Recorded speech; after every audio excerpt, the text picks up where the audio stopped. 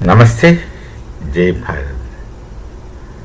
Who shall be the next supreme commander of Iran in the radical regime? Many suggestions, many names came, but nothing is confirmed. Perhaps no one is there to build the cat because people are likely to be scared. Like in case of Hamas, we have seen last time that Hamas, whoso becomes a leader, gets eliminated and neutralized.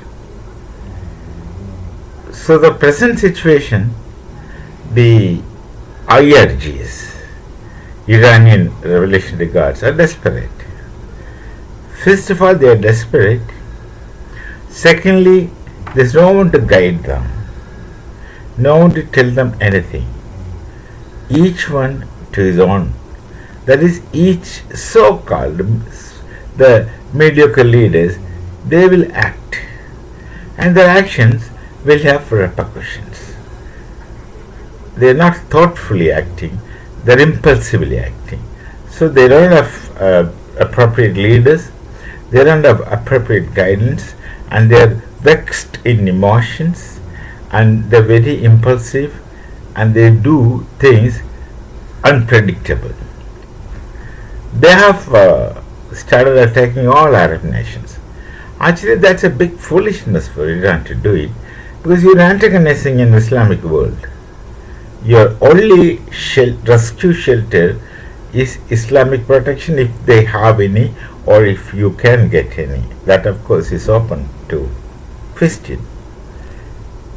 And that they are destroying. I haven't seen anything more self-stultifying than what Iran is doing now. They went about attacking Aramco, Saudi. They went about attacking oil rigs. They went about attacking they have got the Palm Island, Dubai, that is UAE, and the Burj Khalifa was supposed to be tallest.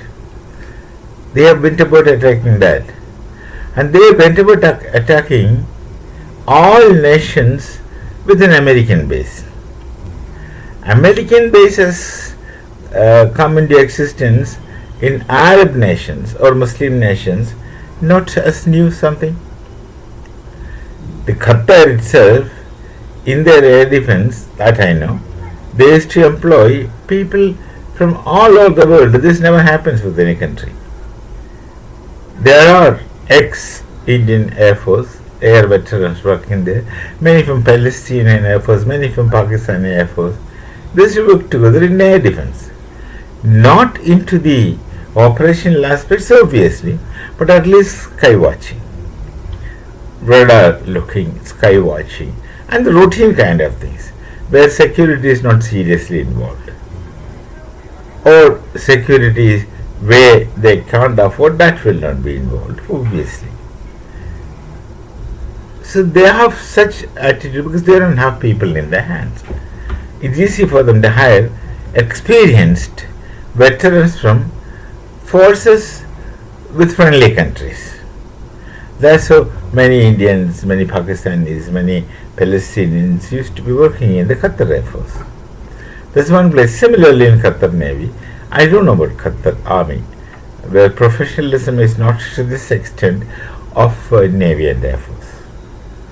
So these Arab nations had interaction with Arab. They have trusted with America. They have given many things to America. Their industries, their oil refineries, rigs, were all managed by the US. So they also left their forces managed by them to some extent. So America always wants base all over the world. That's how they feel comfortable. That's how they feel comfortable, thinking that they are controlling the world. But they have a say in what are happening, and whenever it is necessary, they can put their man in action. This could be their thoughts. I am speculating.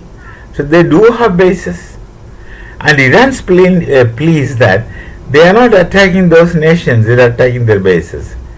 Now, in a way, Iran may be justified to say that we are only attacking the bases, but these people don't have very precisely attacking air force.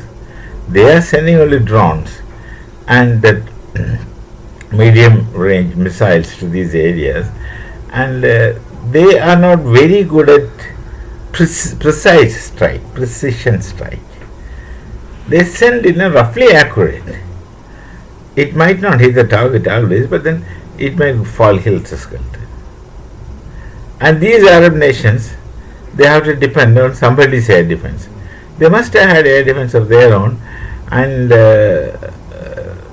I am not saying that which is the best air defense in the world now, but then they think that the air defense what they buy from someone else could protect them. To a great extent they do protect them, but in a serious crisis comes, to what extent they can be functional remains to be seen. So this is the situation. This is how Iran is blindly attacking. Their plea is that we are not attacking Abu Dhabi. We are not attacking UAE. We are not attacking Bahrain. We are not attacking Saudi. We are not attacking Qatar. We are not attacking this. We are only attacking the American bases there. Implied, they would say, why did you give bases to these people? That's a weird attack. That's implied. But it goes and falls in their land. I don't know who is correct.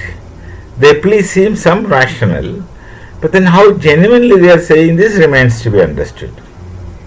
The plea, prima facie at the surface level, looks rational, Iranian plea, but to what extent they are genuine is open to question.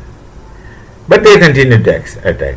They will continue to attack because they are leaderless, they are aimless, they are very impulsive, and not very seriously into that mental game, though the Persians are very intelligent, not necessarily Iranians.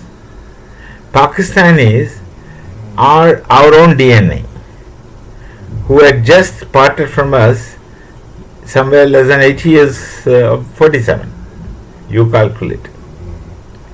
And in this time, they have destroyed themselves. The IQs got destroyed because of their cousins' marriages and many practices, and existence in a cultural gamut. So they cease to be what their ancestors used to be. Same should be the conditions with the Iranians. They are hardly Persians, and those who are Persians must be gone and looked into and selected and found out. That otherwise they would not go for this kind of foolishness. Anyway, it's unfortunate, and Arab nations would definitely react. They are people who have been comfortably living in for quite some time. Though not in the original, but they used to live comfortably, and now they are suddenly attacked out of the blue. It will take time for them to react, but react they will. Let's see what happens. We shall meet again. Namaste. Jai Bharat, Jai Sri Ram.